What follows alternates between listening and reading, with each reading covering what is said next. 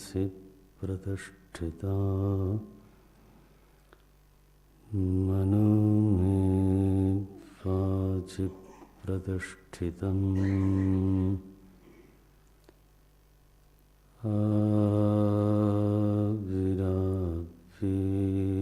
आविराविर्महेदी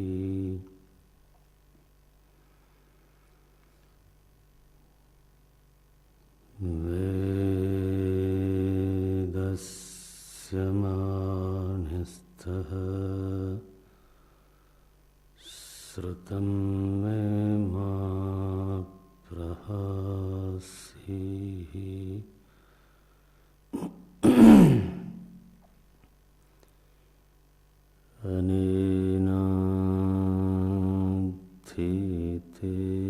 अनेनाधीतेन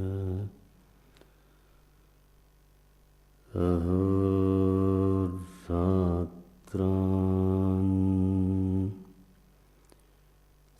संदधामि श्रुतं वदिष्यामि सत्यं वदिष्यामि तन्माम् अवतु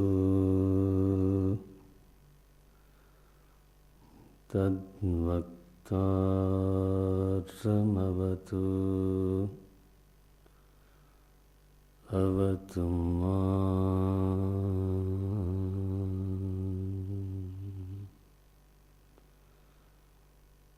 अवतु वक्तारम्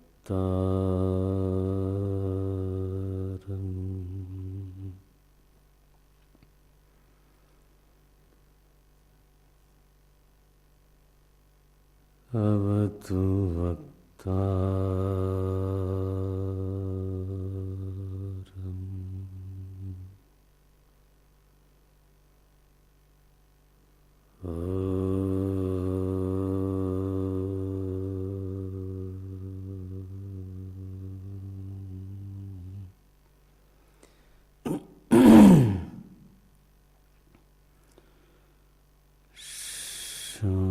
शान्तिः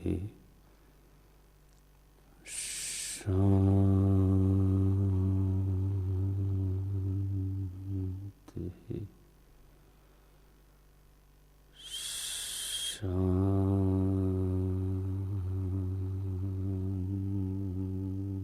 शान्तिः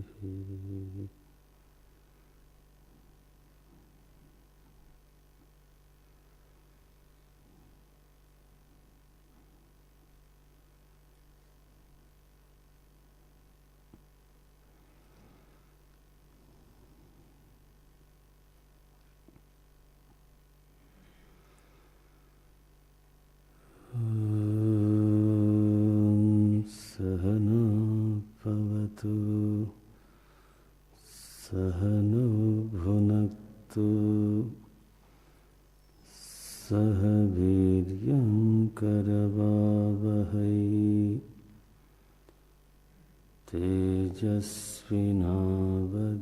तेजस्विनावधीतमस्तु मा विद्विषावहै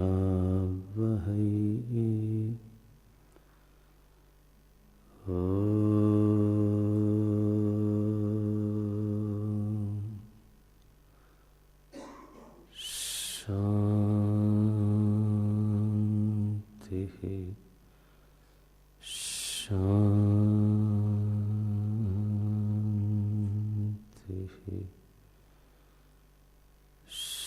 शान्तिः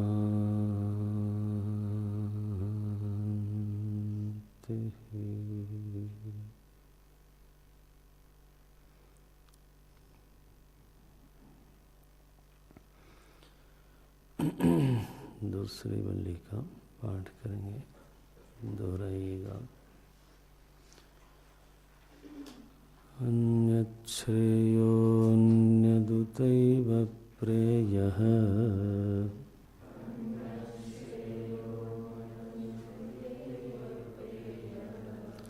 अन्यच्छ्रेयोऽन्यदुतैव प्रेयः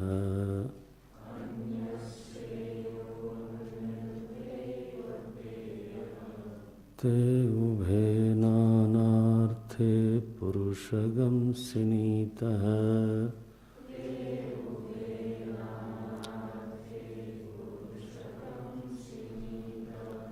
तयोः श्रेयाददानस्य साधुर्भवति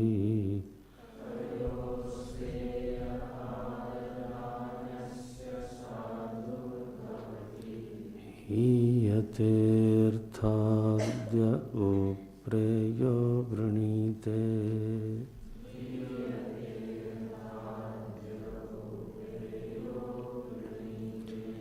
श्रेयश्च प्रेयश्च मनुष्यमेतः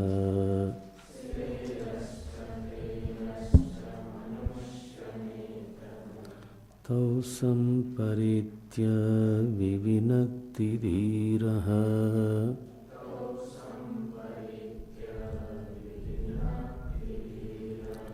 श्रेयो हि धीरोऽभिप्रेयसो वृणीते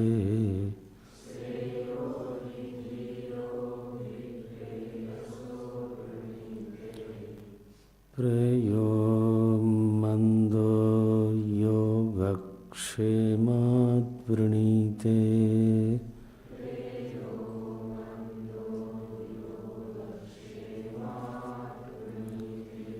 सत्त्वं प्रियान् प्रियरूपांश्च कामान्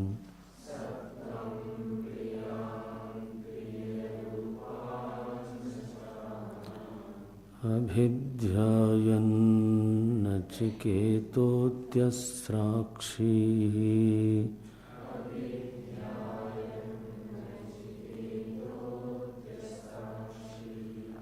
नैतागं श्रृङ्कां वित्तमयीमवाप्तः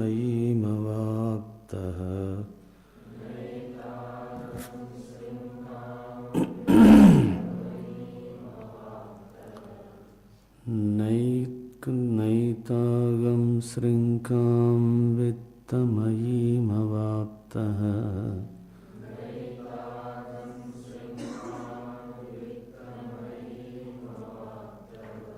यस्यां मज्जन्ति बहवो मनुष्याः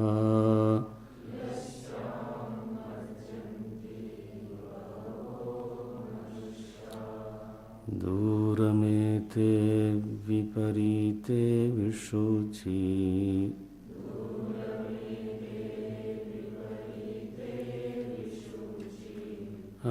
अविद्याया च विद्येति ज्ञाता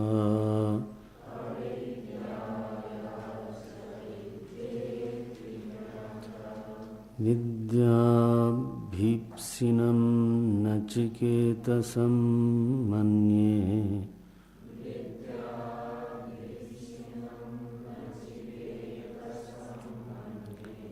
नत्वा कामा बहवो लोलुपन्त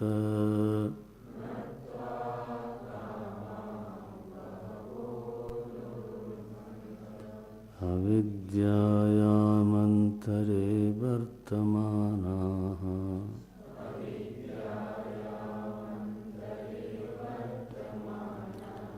स्वयं धीराः पंडितं मन्यमानाः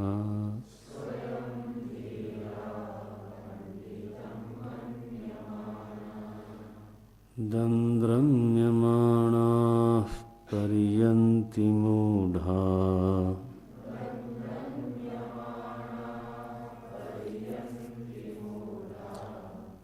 अन्धेनैव नीयमाना यथान्धाः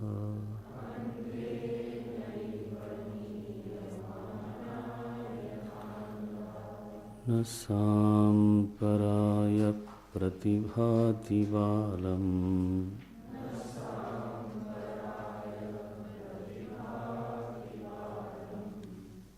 प्रमाद्यन्तं वित्तमोहेन मूढम्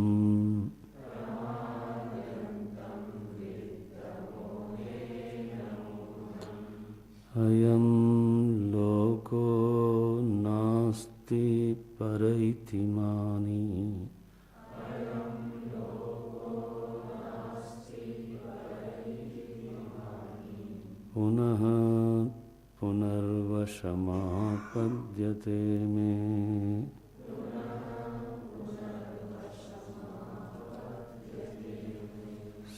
श्रवणायापि बहुभिर्यो न लभ्यः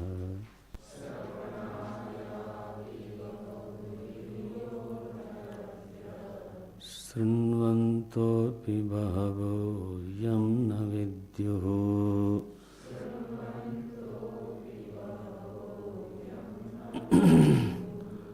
आश्चर्यो वक्ता कुशलोऽस्य लब्धा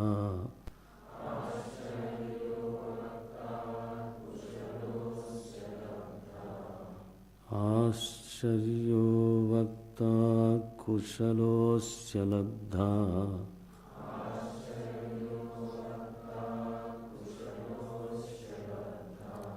आश्चर्यो ज्ञाता कुशलानुशिष्टः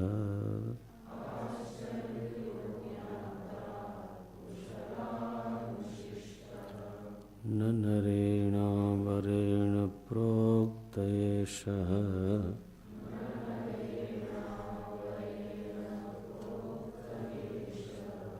सुविज्ञेयो बहुधा चिन्त्यमानः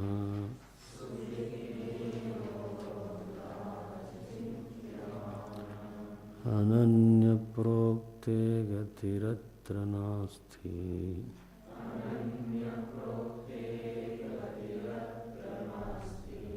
अणीयान् ह्यतर्क्यमणुप्रमाणात्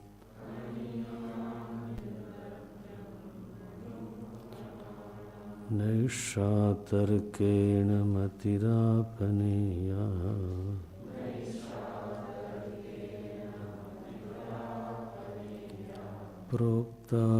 प्रोक्तानन्येनैव सुज्ञानाय भवति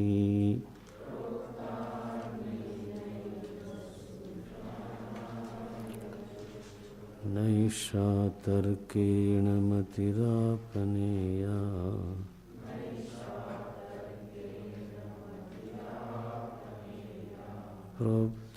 प्रोक्तान्येनैव सुज्ञानाय पृष्ठः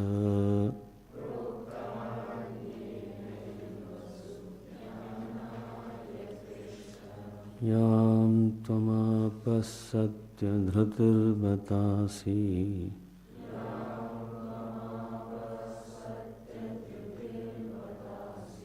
त्वादृङ्नो भूयान्नचिकेतः पृष्टा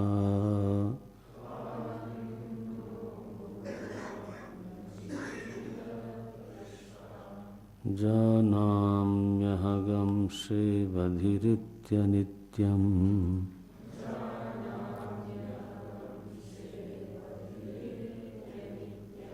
न ह्यध्रुवैः प्राप्यते हि ध्रुवं तत्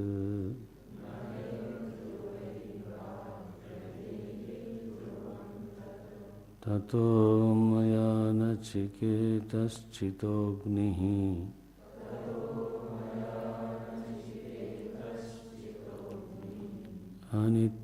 अनित्यैर्द्रव्यैः प्राप्तवानस्मि नित्यम्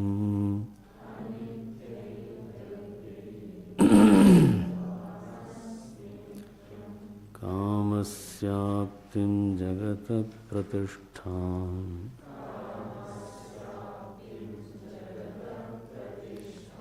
क्रतोरनन्त्यमभयस्य पारम्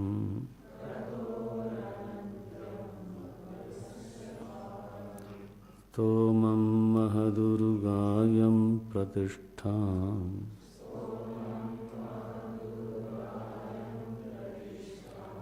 दृष्ट्वा धृत्या धीरो नचिकेतोऽत्यस्राक्षीः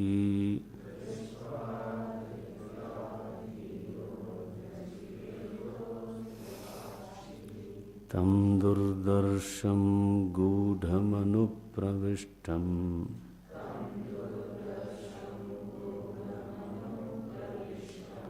गुहाहितं गह्वरेष्ठं पुराणम्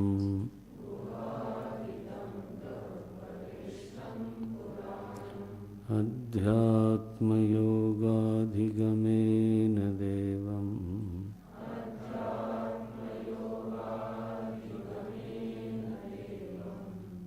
मत्वा धीरो हर्षशोकौ जहाति।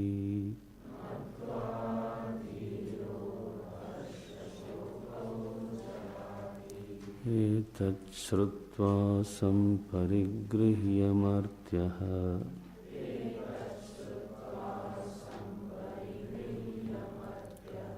प्रगृह्य धर्म्यम् अणुमेतमाप्य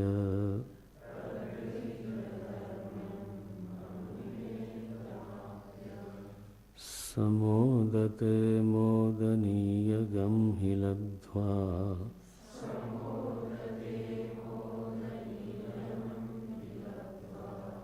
समोदते मोदनीयगं हि लब्ध्वा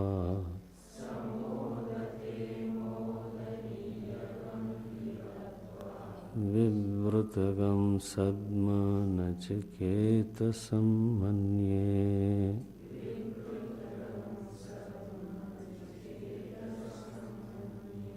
अन्यत्र धर्मादन्यत्राधर्मात्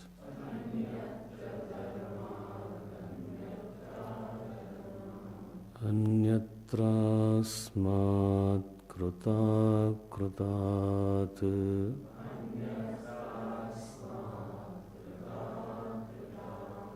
अन्यत्र भूताच्च भव्याच्च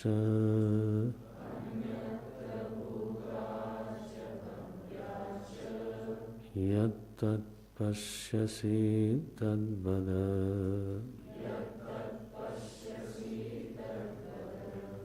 यत्तत् पश्यसि तद्वद।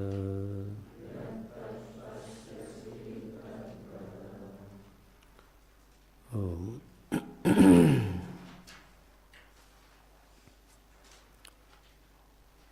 कठोपनिषद में 2 अध्याय हैं और एक अध्याय में एक 3 बल्लियां हैं। तो हम लोगों ने पहले अध्याय की पहली बल्ली का अध्ययन किया है।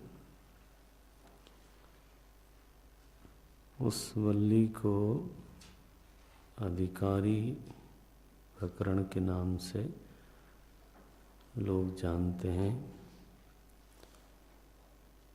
प्रथम बल्ली अधिकारी के स्वरूप का विवरण करने के लिए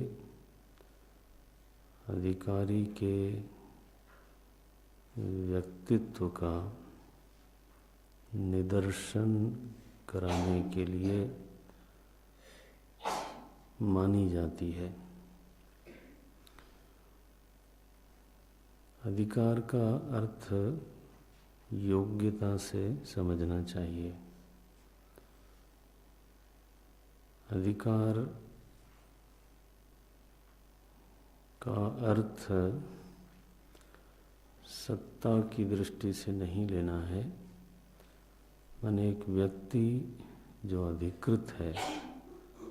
अधिकृत है माने योग्य है तो वह समर्थ है। तो ब्रह्म विद्या में गति करने के लिए, ब्रह्म विद्या को प्राप्त करने में, ब्रह्म विद्या को धारण करने में किस प्रकार का व्यक्ति समर्थ होता है, योग्य होता है, पहली वल्ली में उसका निरूपण हुआ। इसमें ध्यान देने वाली बात यह है कि जो वेदांत में अधिकारी की चर्चा आती है, उस अधिकारी का निरूपण स्वयं श्रुति करती है, किसी आचार्य के द्वारा ये मांगा हुआ अधिकार नहीं है। सनातन धर्म है, वैदिक धर्म है, तो आचार्य के द्वारा प्रवृत्त नहीं है और न तो आचार्य के द्वारा योग्यता का निर्धारण होता है। ये सारी ही योग्यताएं श्रुतियों में स्वयं ही कही गई हैं और अपने अपने रीति से कही गई हैं। तो बाद में जो हमारे आचार्य हुए, जिन्होंने वेदांत के विषय को क्रम से सुसज्जित किया, जिसको कि आप प्रकरण ग्रंथ बोलते हो, तो उस सज्जा में एक व्यवस्था दिखाई देती है। कभी ऐसा लग सकता है कि ये आचार्य के द्वारा ही निर्धारण हुआ है, ऐसा है नहीं। जैसे आपने तत्वबोध में देखा, तो ऐसा बिल्कुल सुसज्जित है वहाँ विषय। तो अधिकारी नाम, तो प्रश्न आया अधिकारी कौन है, तो बोले साधन चतुष्टय संपन्न अधिकारी। इसी तरह से आत्मबोध में भी आपने देखा, अभी आप लोगों ने एक बृहद ग्रंथ पढ़ा वेदांत सार, तो वहाँ भी अधिकारी का प्रकरण आता है और बहुत व्यवस्थित रूप से आता है। यह जन्मनि जन्मांतरे वा, वहाँ पर आचार्य ने इस बात का भी संकेत किया है कि अधिकार की प्राप्ति इस जन्म में भी हो जाती है, और अगर किसी को आरंभ में ही अधिकार संपन्न देखा जा रहा है तो वो कोई संयोग नहीं है, वो कोई अकस्मात घटना नहीं है, बल्कि वो पूर्व जन्म का उसकी कमाई है। उसमें दोनों बातें ध्यान में रखनी चाहिए। एक तो ये कि पूर्व जन्म की कमाई बेकार नहीं जाती। दूसरी ये कि अगर जन्म से हम में योग्यता प्राप्त नहीं है तो निराश होने वाली बात नहीं है। तो यह जन्मनि, इस जन्म में ही वह योग्यता प्राप्त की जा सकती है। तीव्र प्रयास होना चाहिए, स्थिर प्रयास होना चाहिए और सतत प्रयास होना चाहिए। कई बार प्रयास में सातत्य नहीं होता, कभी होता है, कभी फिर रुक जाता है, कभी होता है फिर रुक जाता है। उस साधना में कभी इस प्रकार की स्थिति साधकों में देखी जाती है, उससे बचना चाहिए। गीता में 13वें अध्याय में तो जब योग्यता का वर्णन आया तो अमानित्वम, अदम्भित्वम, अहिंसा, क्षांति, आर्जवम, आचार्योपासनम, शौचम और स्थैर्यम, ये शब्द भगवान ने बोला। स्थैर्यम माने उसमें स्थिरता होनी चाहिए, सातत्य होना चाहिए। साधना में अथवा प्रयास में तो बाधा दौड़ नहीं है, वो उसको सतत, चाहे वो जो गति है वो चाहे थोड़ी मंद होवे, लेकिन सातत्य होना बहुत आवश्यक है। तो स्थैर्यम आत्मविनिग्रह, तो ऐसा कोई प्रयास करे तो अधिकारी हो जाता है। आखिर जब भी कोई अधिकारी बना है तो बना ही है पहले के साधनों के अनुसार। तो आप साधन चतुष्टय के रूप में अधिकारी को जानते हो। कठोपनिषद में साधन चतुष्टय किस तरह से आपको दिखाई दिया? अगर इस पर आप थोड़ा सा मनन करें तो जो विवेक का लक्षण है, विवेक की परिभाषा है, विवेक का जो स्वरूप है, वो हमारी समझ में ज़्यादा आवेगा। अब देखो, विवेक का हम लोग अर्थ करते हैं नित्यानित्य वस्तु विवेकः। विवेक माने होता है भेद करना, विचर पृथक करने। तो सही गलत में विवेक करना, नित्य अनित्य में विवेक करना, न्याय अन्याय में करना, शुभ अशुभ में करना, कर्तव्य अकर्तव्य में करना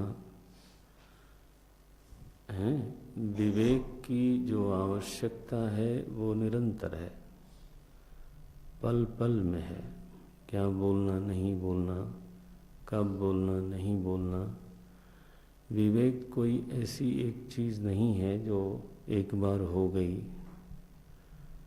तो आगे पीछे उसकी ज़रूरत नहीं है। व्यक्ति का जीवन कम रखें, व्यक्ति का जीवन, ठीक है, व्यक्ति का जीवन निरंतर विवेकी का जीवन हो, इसकी जरूरत है। अब नचिकेता कुमार है और जब अपने पिता को दान करते हुए, दक्षिणा देते हुए देखता है तो उसका विवेक वहाँ पर जागृत होता है। विवेकी है ना वो, तो उसकी बुद्धि में ये बात आती है। एक विवेकी की बुद्धि में ऐसे ही आना चाहिए कि अनंदानाम ते लोकाः तान् स गच्छति ताददत्। ऐसी दक्षिणा देने वाले लोग दुखद लोकों में जाते हैं। यह बात उसकी बुद्धि में स्वतः आ गई। विवेक की मांग यही है। अच्छा, आ गई तो आने के बाद उसने क्या किया? आने के बाद तुरंत ही जा कर के पिताजी को, है ना, ऐसे जैसे रफली बोला जाता है वो नहीं बोलता है। माने विवेकी होने पर ये भी एक मांग है कि शिष्टाचार बना रहे, सत्य का परिपालन करते हुए भी, न्याय का परिपालन करते हुए भी शिष्ट व्यवहार होए, अशिष्ट व्यवहार न होए, बेअदबी न हो। तो वहाँ जा कर के देखो कैसे बोलता है, कस्मै माम दास्यसि। तो वो तो नहीं बोला उसने कि आप गलत कर रहे हो, इसको बोलते हैं बेअदबी, अशिष्ट होना। बड़े अपने से जो बड़ा है, जिसका हमें आदर करना है, जो पूज्य है, पूज्य पद पर है, तो उसके साथ अशिष्ट व्यवहार कभी नहीं होना चाहिए। और अगर हमें कुछ कहना भी पड़ रहा है तो उसमें हित भावना होनी चाहिए। तो नचिकेता अपनी शेखी दिखाने के लिए अथवा अपना विवेक दिखाने के लिए अथवा अपनी सत्यप्रियता दिखाने के लिए पिताजी के पास नहीं गया। तो इसीलिए हिंदी में इस तरह से लोग बोलते हैं कि कोई लोग, अब ये बड़ा बीभत्स सा प्रयोग है, बीभत्स प्रयोग है। बोले एक होता है ज्ञान देना, एक होता है ज्ञान बघारना, ऐसा शब्द बोलते हैं हिंदी में, और एक होता है ज्ञान छांटना, है ना, बोलते हैं ना, सुना होगा हिंदी वालों। बोले क्या बड़े ज्ञान छांट रहे हो, ऐसे बोलते हैं। तो ज्ञान में भी ये सब वैरायटी आती है। क्यों? उसके पीछे जो भावना है, इंटेंशन है, वो हित का जब नहीं होता है तो फिर और क्या इंटेंशन होगा? या तो अपना ज्ञान दिखाने का भाव होगा, और या दूसरे को गलत सिद्ध करने का भाव होगा, कुछ उसको अपमानित करने का भाव होगा, तो उसको बहुत सही नहीं माना गया। और ख़ास तौर से यदि हमारा पद छोटा हो और हमको बोलना पड़े बड़े को, तब तो माने एक बहुत दूसरे ढंग की बात हो जाती है ना। तो यहाँ व्यावहारिक विवेक की अतिशय आवश्यकता है। तो हम जो अविवेकी होते हैं वो एक जगह नहीं होते, हमें नित्यानित्य वस्तु का ही विवेक आता है। और व्यवहार में बोले महामूर्खों में कुछ आता ही नहीं है। इसको विवेक नहीं बोलते हैं। तो जब हम परिभाषा केवल पढ़ते हैं तब तो आता है क्या? नित्यानित्य वस्तु विवेक। लेकिन जब हम कठोपनिषद पढ़ते हैं, इसी को बोलते हैं जीवंत व्याख्या। सिद्धांत को जब किसी व्यक्ति के जीवन में दिखाया जाता है, सिद्धांत को जब कोई व्यक्ति जीता है, तो वह सिद्धांत का जीवंत भाष्य है। कैसा? जीवंत भाष्य है। ही इज लिविंग कमेंटरी है, जीवंत व्याख्या है। और जीवंत व्याख्या अगर भाग्य से मिल जाए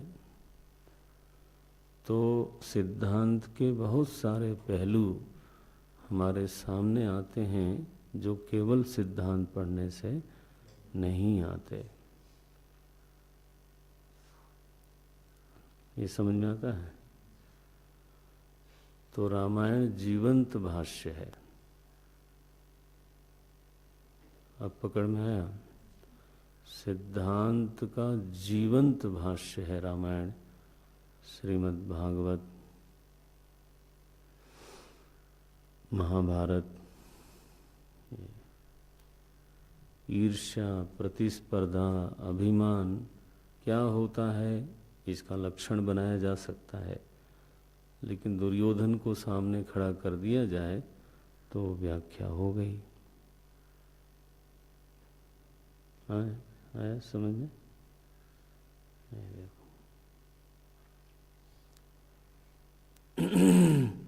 तो इसलिए इन ग्रंथों की महिमा है, बढ़ जाती है।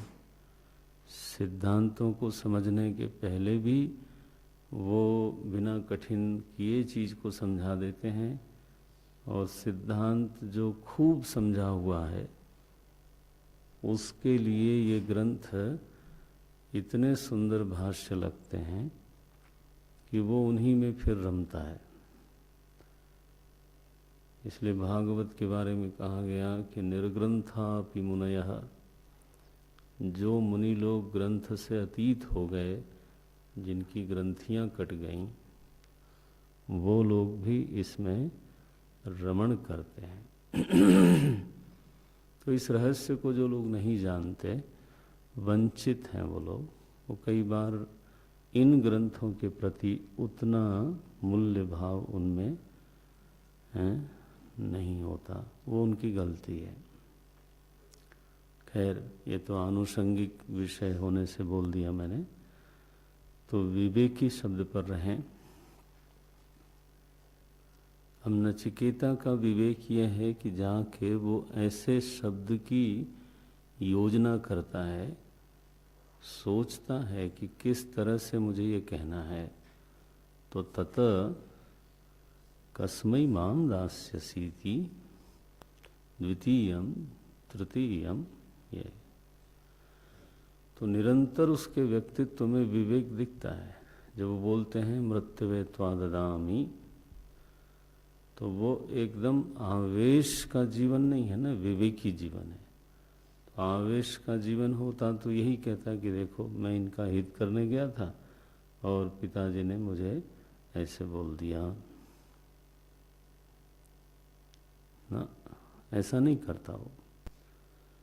मानव जीवन में प्रतिक्रिया होती ही है, क्रिया होने पर प्रतिक्रिया होती है, लेकिन प्रतिक्रियावादी होना अथवा प्रतिक्रिया अनुसारी जीवन जीना, इसको समझो, ये आपके जीवन के लिए है।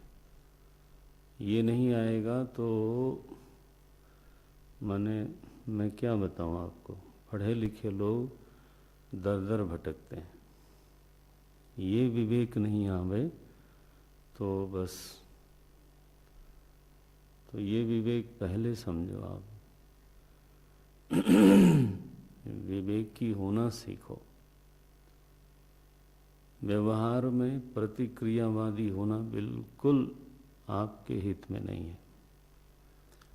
एक महात्मा ने मुझे कहा था, बासी रोटी खाना ठीक है, तवे से उतरी उतरी नहीं खाना चाहिए।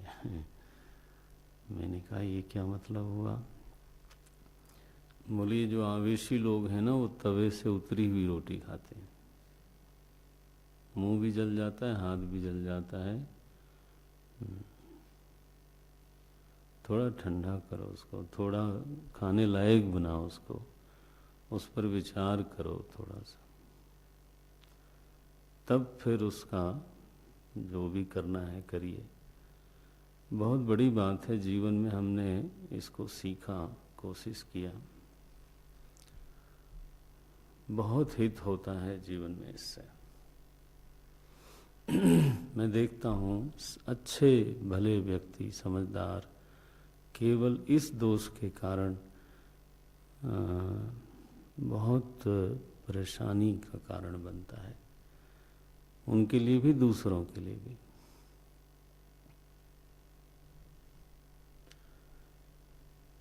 नहीं, वो नहीं होना चाहिए। तो नचिकेता जाता है एकांत में। सुनो, अब देखो, उसको कहा गया मृत्युवे त्वा ददामि, लेकिन वो जाता है एकांत में। बहुनामेमि प्रथमा, आत्मालोचन करता है, निरीक्षण करता है मुझसे कहाँ गलती हुई है। उसका ध्यान दूसरे पर नहीं है, उसका ध्यान अपने ऊपर गया पहले। इसको बोलते हैं विवेकी। हम लोग पढ़ते हैं विवेका का, और रटा है ना, नित्यानित्य वस्तु विवेका, याद भी हो गया। लेकिन अप्लाई कैसे करना है, उस चीज को जीवन में रचा लेना, बसा लेना है ना। विवेक शब्द का जीवंत भाष्य हो जाना, ये इसके लिए साधना चाहिए।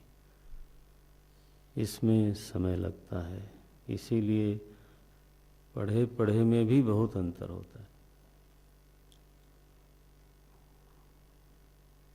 कई बार तो बोलता है व्यक्ति, प्रवचन भी करता है, लेकिन वो बात होती नहीं। आपको दिखाई जीवन में, अब आप साल भर से यहाँ हो, हम जब जब समाज में जाते हैं तो वहाँ चीज़ें दूसरे ढंग की दिखती हैं। वहाँ जो चीज़ लोगों को समझ में आती है वो ये भाष्य के साथ साथ जीवंत भाष्य भी उनको चाहिए, नहीं तो आदमी खड़ा नहीं हो सकता।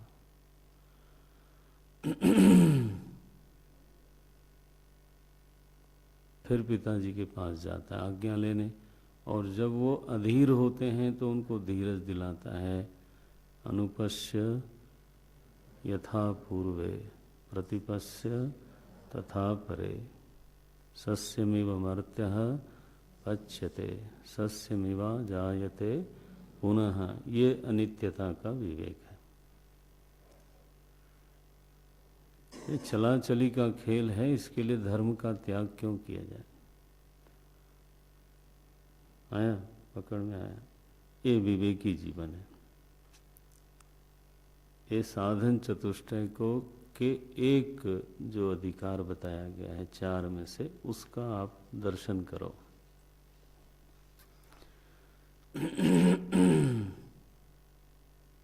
यमराज के पास गया, यमराज आए, 3 वर दिया उन्होंने।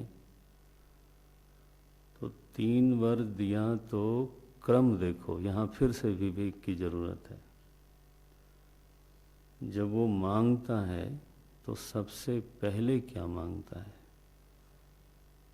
बोले मेरे पिता, मेरे माता पिता, परिवार सुख से सोवे, वीतमन्यु, उनके चित्त में जो मेरे प्रति क्रोध है, बेचैनी है ना, चिंता है, विह्वलता है, वो शांत हो जाए। और जब मैं वापस जाऊं तो मुझे वैसा ही प्रेम मिले जैसे पहले मिलता था। ये कोई पदार्थ नहीं मांग रहा है वो। विवेक पल पल चाहिए, जो मैं बात कर रहा था, हर पल में चाहिए। अब देखो उस वर में ये भी मांग लिया कि मैं वापस जाऊं तो मुझे पहले जैसा प्रेम मिले, पहले जैसा पहचाने। वर मिल गया वो। अब आप पढ़ चुके हो, मैं तो एक आलोचना की दृष्टि से पूरी वल्ली को देख रहा हूँ, और ये भी आपको समझ में आना चाहिए। तो पद का भी ज्ञान होना चाहिए, वाक्य का भी ज्ञान होना चाहिए, और पूरी वल्ली क्या कह रही है, वो भी आपके हाथ में होनी चाहिए। कई बार तो लोगों को ये भी याद नहीं रहता कि उपनिषद में वल्ली कितनी है ना। तो विद्यार्थी में ये सब होना चाहिए। अच्छा भाई, तो देखो क्या मांगते हैं। दूसरे वर्ग के रूप में एक ऐसी विद्या मांगना चाहते हैं जो समाज की जरूरत हो और वो उनके साथ कुछ योगदान कर सके। ये एक बड़ी कुछ एक विशेष बात है, इसको ध्यान में रखना। मैं भी रखूंगा, आप भी रखना, कि जब हमको जीना है इस शरीर में तो जीवन योगदान का जीवन होना चाहिए। जीवन भोग का, केवल लेने का जीवन नहीं हो सकता, वो प्रशस्त जीवन नहीं होता। हम उसकी सराहना प्रशंसा नहीं कर सकते। और अगर आपको देना है कुछ, तो आपके पास देने लायक कुछ होना चाहिए। ब्रह्म विद्या मेरे लिए है। तो नचिकेता दूसरा वर्ग क्या मांगता है? स्वर्ग संबंधी विद्या मांगता है, यही ना? किसके लिए? क्योंकि अपने लिए तो बाद में उसने मांगा है, वरस्तु में वर्णीयस्य एव। निर्माण काल में हमें दूसरों से लेना पड़ता है, वो ठीक है। संवेदनशील व्यक्ति फिर भी परेशान होता है कि मैं ले ही रहा हूं, मैं ले ही रहा हूं, लेकिन फिर भी चलो निर्माण काल में आदमी किसी तरह से इस बात को अपने को मना लेता है कि ये निर्माण काल है इसलिए लेना पड़ रहा है। लेकिन वो जीवन ही केवल लेने का हो जाए तो ये तो संवेदनशीलता नहीं है, ये तो मानव जीवन नहीं है, ये तो मानव से हीन जीवन हुआ ये।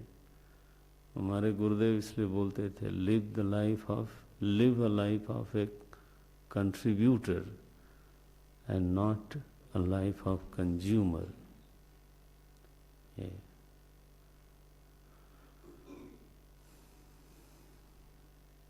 लेने का जीवन नहीं है।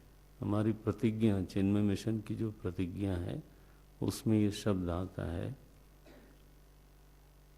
We give more what we take. लेते हैं जितना, देते हैं उससे कहीं अधिक। ये प्रतिज्ञा होती है जब हमारा स्टडी ग्रुप होता है। बताएंगे संगठन के बारे में थोड़ा तेज।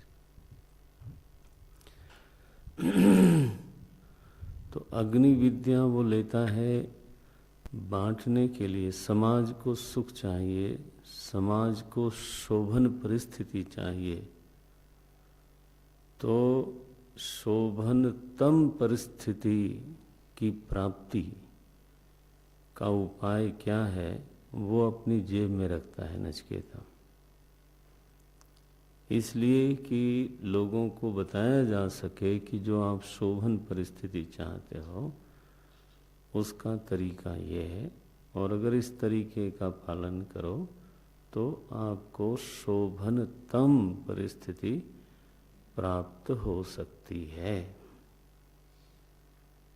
तो महात्मा लोगों के पास अब जैसे प्रवचन है, ये योगदान है, योग है, वो योगदान है। कई महात्मा लोग कुछ औषधि भी जानते हैं, लेकिन ध्यान रखना चाहिए कि तुक्का नहीं मारना चाहिए, नहीं तो पता चला हम गए थे हित करने और फिर हो गया अहित। वो नहीं, एक विवेक पूर्वक निश्चय होना चाहिए कि ये चीज़ मेरी ऐसी है जिसको लेकर के मैं समाज में कुछ कंट्रीब्यूट कर सकता हूँ, ये मेरी सेवा है। सबके पास सब नहीं होता। किसान अन्न से कंट्रीब्यूट करता है, कपड़ा बनाने वाला कपड़ा दे के कंट्रीब्यूट करता है, सब्जी बेचने वाला सब्जी बेच करके करता है। सबके पास छोटी से लेके बड़ी चीज़ कोई होती है, एक ही होती है, दो होती है। तो मानव जीवन ऐसा है जिसमें एक कोई ऐसी चीज़ जरूर होनी चाहिए जो ऐसा हो कि मैं उसको दूं, दे सकूं। तो वो अपनी तरफ देखना चाहिए कि ऐसा मेरे पास क्या है जो मैं देने की पोजीशन में हूं।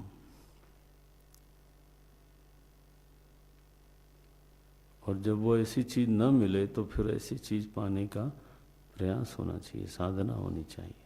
बिकॉज अगर हमारे पास कुछ ऐसा है ही नहीं है तो हमने निर्माण क्या किया। अच्छा, शरीरधारी होकर के लेना तो है ही है भाई। हमारी ज़रूरत है 100 चीज़ों की और हम देते हैं कुल ले देके एक चीज़। कोई मैनेजमेंट में है, कोई इंजीनियरिंग में है, कोई डॉक्टर है, कोई प्रोफेसर है, कोई एक ही चीज़ करता है ना। वो ज़रूरत तो उसकी कितनी है, सैकड़ों, 100 तो मैं लिमिट नहीं करता हूँ, सैकड़ों। तो वो सैकड़ों चीज़ बना तो नहीं रहा। तो एक चीज तो कोई उसके पास होनी चाहिए जो उसको लगना चाहिए कि ये मैं दे रहा हूं। किसी के पास श्रम ही सही चलो, लेकिन श्रम में भी एक कौशल की जरूरत है। फावड़ा चलाने के लिए भी कुशलता चाहिए। तो पता चला कि जो नहीं काटना था वो काट दिया। हल चलाने के लिए भी कौशल चाहिए। ये दूसरे वर में विवेक देखो। पहला वर किसी को आपत्ति हो सकती है कि देखो पहले घर की बात बोलता है, बाद में समाज की बात बोलता है। यही ना, एक क्रम में तो यही आता है। पहले अपने माता पिता बड़ों के लिए, बाद में समाज के लिए आता है। जैसे गांव में भी इस तरह की कहावतें आती हैं समाज में। घर में पहले दीपक जला के फिर बाहर जलाना चाहिए, ऐसे बोलते हैं लोग। तो ऐसा कई बार कोई कह सकता है कि ये तो संकीर्ण जीवन हो गया, स्वार्थ का जीवन हो गया। हम ऐसा समझते हैं कि जिनका सीधे मेरे ऊपर उपकार है, अगर मैं उसके प्रति संवेदनशील नहीं हूं तो ये क्या गारंटी है कि जिनका मेरे ऊपर उपकार है ही नहीं उनके प्रति मैं संवेदनशील होऊंगा।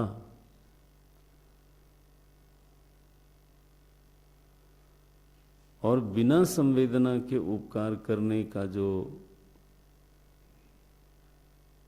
उपक्रम है वो कई बार दंभ होता है। वो कोई वास्तव में उपकारी जीवन होता नहीं। वो फोटो खिंचाना उसमें ज़्यादा होता है, मदद करना कम होता है। अगर फोटो खींचना बंद हो जाए तो वो छोड़ देगा संगठन।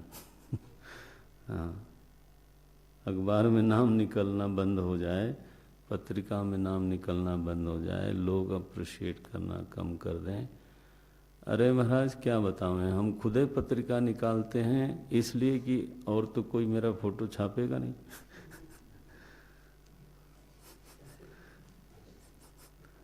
तो मैं ही निकालूं और फिर मैं ही अपना छपवाऊं और हर महीने और मुफ्त में सर्कुलेट करूं। और कुछ नहीं तो कम से कम लोगों के पास जाएगा तो सही। इसलिए गोस्वामी जी ने जब रथ की, धर्म रथ की चर्चा की तो उन्होंने उपकार का संबंध दया से जोड़ा।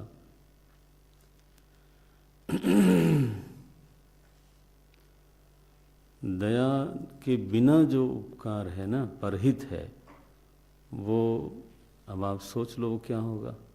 दया है नहीं, संवेदना है नहीं और परहित करना चाहते हैं तो होगा क्या? वो एक दिखावा है, दंभ है। वो न दूसरे को मदद करता है ठीक से, न तो अपना उत्थान होता है उसमें।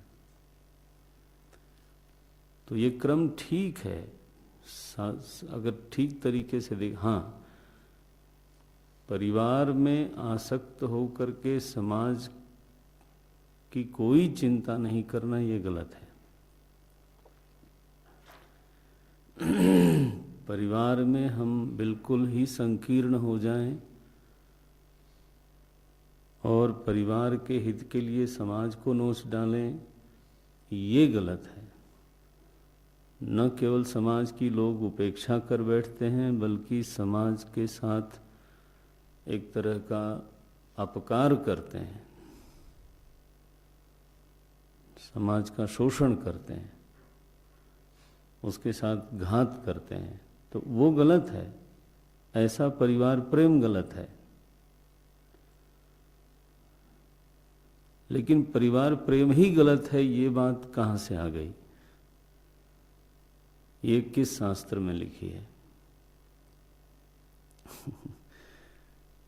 परिवार प्रेम इस बात की सूचना देता है कि जिन लोगों का मेरे ऊपर उपकार है उनके प्रति मैं कम से कम आभारी हूँ, कृतज्ञ हूँ और मैं उनका भला चाहता हूँ। मेरे मन में उनके प्रति शुभेच्छा है। यह अशास्त्रीय है क्या? अशास्त्रीय होता तो नचिकेता का पहला वर ही गलत था। और ध्यान रखना, ये श्रुति में आया है, तो श्रुति नहीं गलत होती, हम ही गलत होते हैं।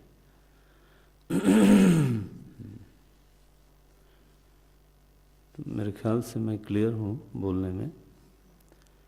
परिवारासक्ति एक दूसरी चीज है। वो क्या है कि परिवार का भला करने के लिए व्यक्ति समाज की हानि करता है, समाज की उपेक्षा करता है, उसकी निंदा है। परिवार प्रेम की निंदा नहीं है, क्योंकि उसी संवेदना का फिर विस्तार होता है समाज के प्रति। आदमी सोचता है कि समाज से भी हमने लिया है, इतना लिया है, तो हमको आभारी होना चाहिए समाज के प्रति भी, और कुछ करना चाहिए, तभी वो सोचेगा। We must grow as a grateful person. We must grow as a sensitive person. निष्ठुर व्यक्ति के रूप में हमारा विकास नहीं होना चाहिए, बिल्कुल ही स्वार्थी के रूप में हमारा विकास नहीं होना चाहिए। हमारा जीवन विकसित हो एक संवेदनशील व्यक्ति के रूप में, हमारा जीवन विकसित हो एक आभारी व्यक्ति के रूप में। ऐसा व्यक्ति ही मधुर होता है।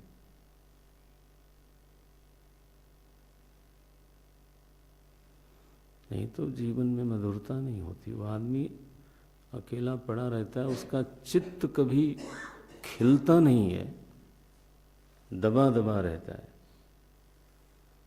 स्वार्थी व्यक्ति का चित्त कभी विकसित नहीं होता। जैसे फूल खिला हो, ऐसा कभी होता नहीं। जीवन तो रस चाहिए, जीवन में तो रस की जरूरत है ना।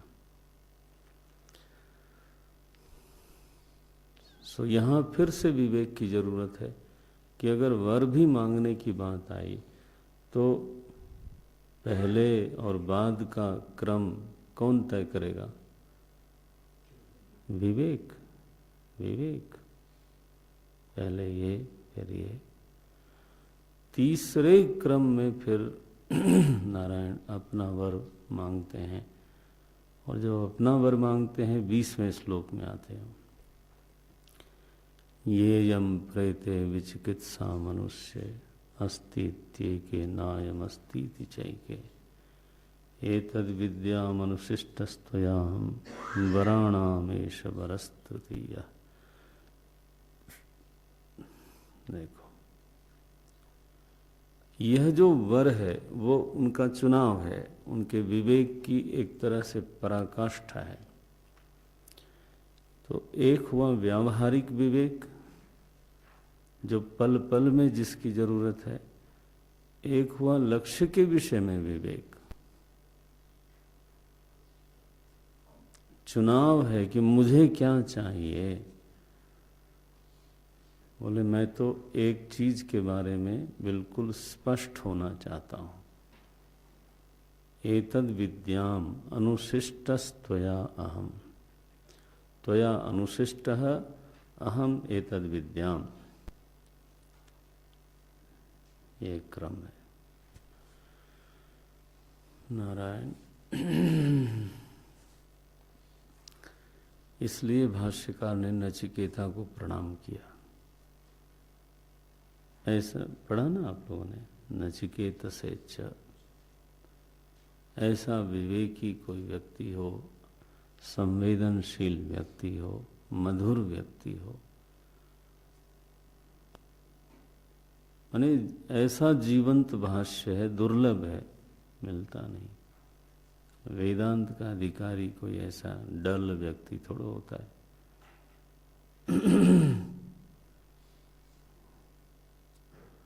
गुरुदेव कहते थे वेदांत का अधिकारी वो है जो सबसे ऊपर हो, समाज में सबसे बड़ा हो। वो कहते थे arjuna was not a failure one,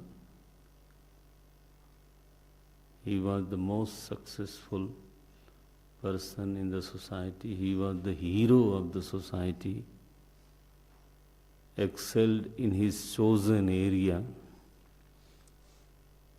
जो अपने चुने हुए क्षेत्र में टॉप पे गया, वो गीता का शिष्य है। फेलियर नहीं, डल नहीं, तमोगुणी नहीं।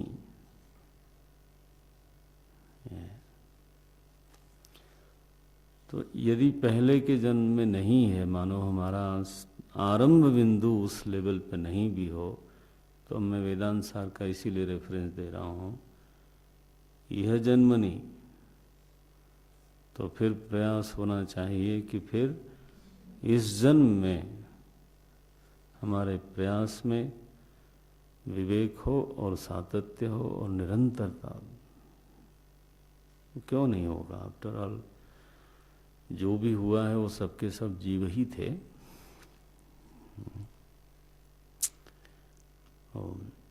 अपनी ऊर्जा जहाँ जहाँ व्यर्थ में व्यय हो रही है, वहाँ से उसको समेट लेना चाहिए, और जो चुना हुआ क्षेत्र है वहाँ उसका निवेश होना चाहिए। आसान नहीं है, मैं जानता हूँ, समेटना भी आसान नहीं है और फिर निवेश करना भी आसान नहीं है। मन भागता है, मन को लगता है तो मैं तो बंध रहा हूँ, मन को लगता है मेरे ऊपर एक्स्ट्रा जोर पड़ रहा है, तो आदमी फिर वैसे ही जीना चाहता है, लापरवाह सा।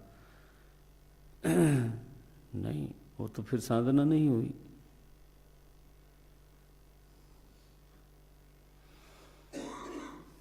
अब देखो फिर क्या हुआ। यमराज पहले तो बोलते हैं जो तुम्हारा चुनाव है वो संभव है कि तुम्हें प्राप्त हो जाए और संभव है कि बोलने पर भी ना समझ में आवे, तो संदिग्ध फलदायी है। देखो ये क्या है? चोट, चुनाव के ऊपर ही चोट है कि तुम ऐसी चीज चुन रहे हो जिसमें सफलता हो भी सकती है और नहीं भी हो सकती है। तो चुनाव में संदेह उत्पन्न करने का प्रयास है। देवैरत्रापि विचिकित्सितम पुरा।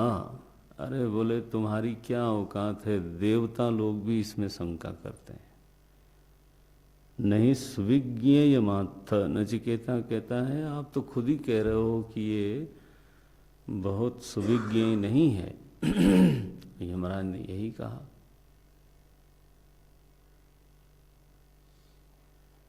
सुन के आश्चर्य होता है कि हम लोगों का अधिकार कैसा है। संदेह पैदा कर दिया जाए और फिर भी आदमी अड़ा रहे। कभी मेरे मन में ऐसा भाव आता है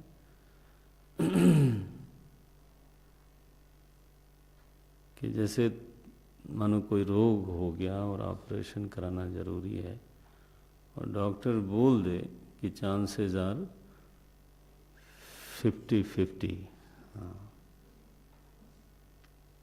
और 40-60, सफलता शायद 40 ही हो, 30-70। अब मान लो ऐसा कह दे, कितने लोग ऑपरेशन कराएंगे?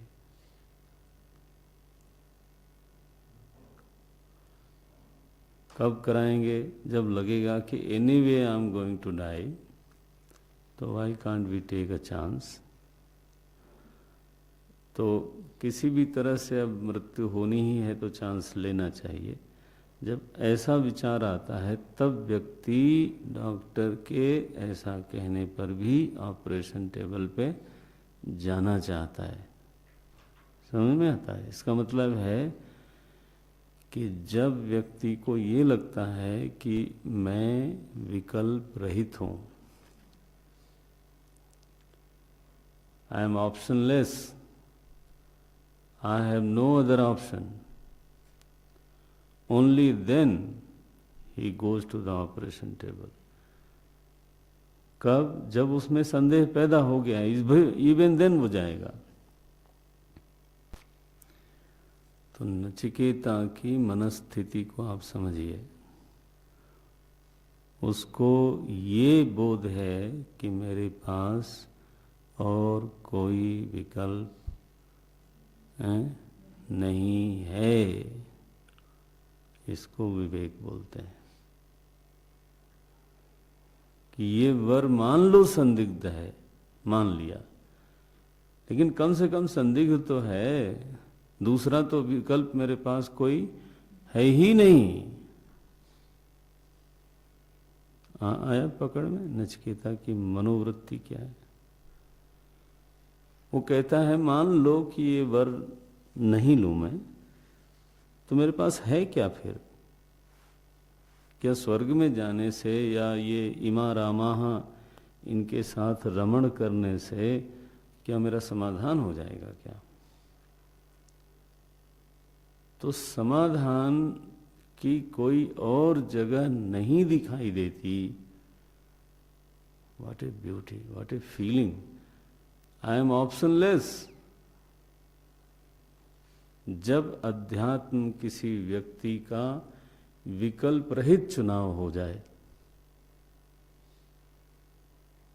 तब वो चुनाव है।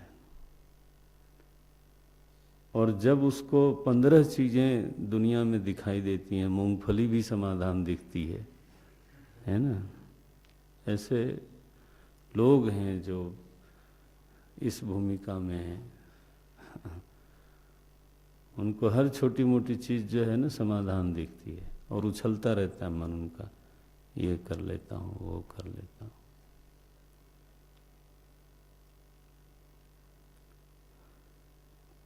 जीवन में विकल्प राहित्य नहीं आया।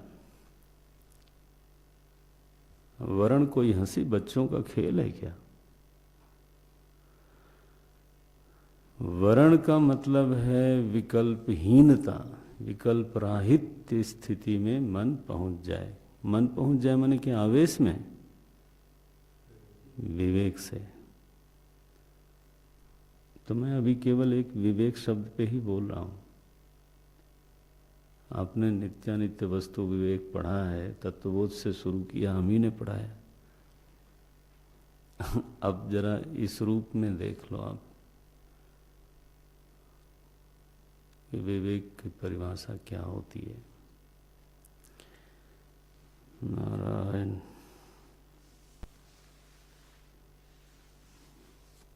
इसलिए यमराज को कहना पड़ा, अभिध्यायन नचिकेतोत्यस्राक्षी। नचिकेता, जिसमें दुनिया में अधिकतम लोग निमज्जित होते रहते हैं। यस्याम मज्जन्ति बहवो मनुष्याः नैताम श्रृंकाम वित्तमयीम अवाप्तः यस्याम मज्जन्ति बहवो मनुष्याः। बोले जिसमें बहुत बहुत मनुष्य निमज्जन उन्मज्जन करते रहते हैं, डूबते उतराते रहते हैं। बुढ़ौती में भी गजल सुनते हैं। हाँ, और दूसरे की गजल लेकर के कहते हैं आज ही रची है मैंने। पर सुनिए स्वामी जी, अब मैं सोचता हूँ दांत है नहीं, हवा बीच में से निकल जाती है, और फिर भी जो है, और वो गजल हमने कभी सुनी होगी, लेकिन बोलते हैं ये मेरी लिखी हुई है। अब क्या किया जाए? तो नहीं सुनना लगता है बड़ी निष्ठुरता है, क्रूरता हो जाएगी, एक तरह की हिंसा हो जाएगी, तो लाओ सुन ही लेते हैं फिर। तो महाराज अपने जीवन का 10 मिनट काट के उनको दिया जाता है। ये जीवन काट के देना पड़ता है। आखिर जीवन क्या चीज है? आयु का ही नाम जीवन है। तो सुनते हैं, वो अपना बोलते हैं, खुश हो जाते हैं, यही लाभ हुआ।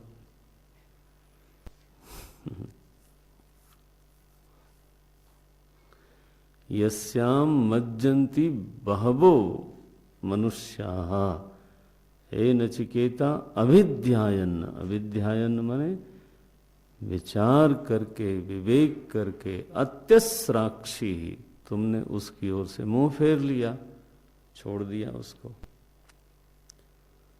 आवेश में नहीं, अभिध्यायन, विवेक इसको बोलते हैं।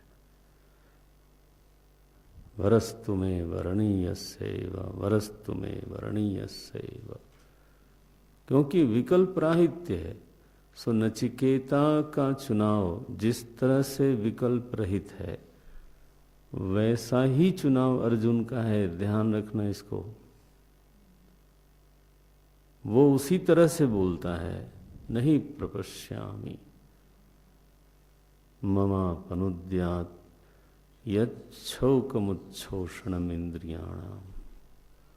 What a level they have reached. This is the level we have to achieve. हम लोगों को हजारों विकल्प दिखते हैं, तो बहुत दूरी तय करनी है अभी। फिर कई बार मन में आता है, वेदांत ने वो फल नहीं दिया जो कहता है। फल नहीं दिया, हमारी अभी है दूरी कितनी है, वर्ण में ही दूरी कितनी है। यस, कम से कम रास्ता तो सही हो जाए, इतना बहुत है, शुरुआत तो हो जाए। इसलिए इस आवास्य की उपनिषद श्रुति में आप लोगों ने पढ़ा, तद्दूरे तद्वंतिके, बहुत दूर है, बहुत नजदीक है। दूर भाष्यकार ने वहां कहा, देशतः दूरी नहीं है, अधिकार अनधिकार के कारण एक दूरी है, एक नजदीकी है।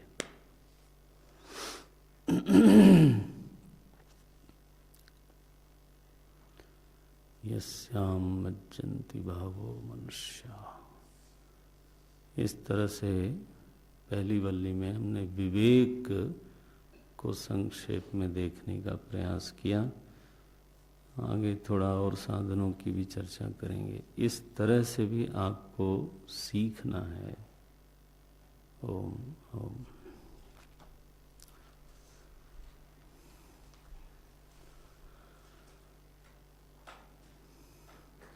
लिख डालो इसको अपने आप के लिए, जांचने के लिए नहीं। मेरे पास समय नहीं है वो, न तो बहुत जांचने में रुचि है। अब आप स्वयं बड़े, ऐसा मैं मानता हूँ कि आपको बड़े हो जाना चाहिए, लेकिन यह है कि जो सुना है उसको आप लिखोगे तो आपको थोड़ा पच जाएगा,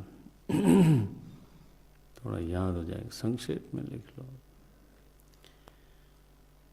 क्या टॉपिक बनाएंगे? कठोपनिषद में विवेक का स्वरूप अथवा विवेक की जीवंत व्याख्या, नचिकेता। विवेक की जीवंत व्याख्या हाइफन देके नचिकेता।